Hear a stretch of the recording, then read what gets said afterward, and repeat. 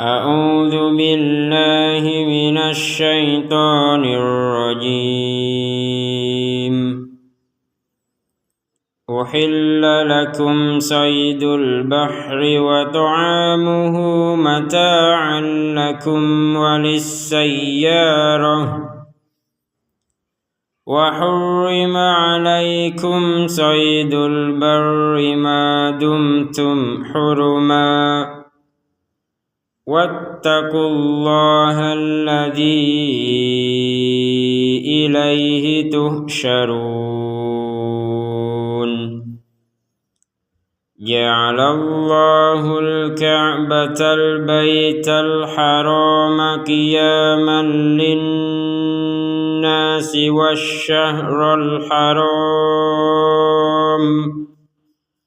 والشهر الحرام والهدي والقلائد،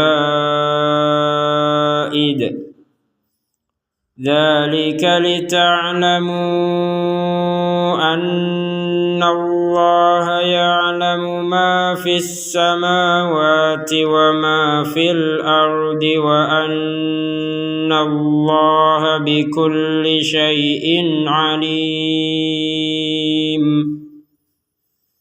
اعلموا أن الله شديد العقاب، وأن الله غفور رحيم.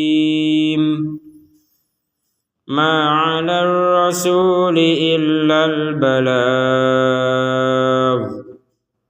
والله يعلم ما تبدون وما تكتمون. قل لا يستوي الخبيث والطيب ولو أعجبك كثرة الخبيث، فاتقوا الله يا أولي الألباب لعلكم تفلحون.